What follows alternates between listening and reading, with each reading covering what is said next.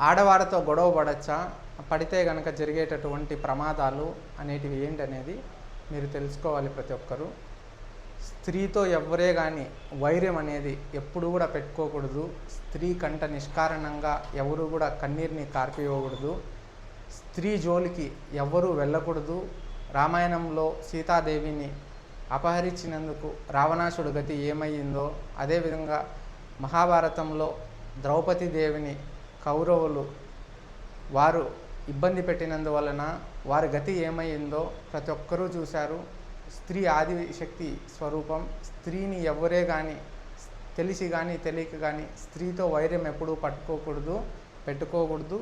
వారి జీవితంలో స్త్రీతో ఎంతో గౌరవంగా మెదులుకోవాలి. స్త్రీ మాతృమూర్తి.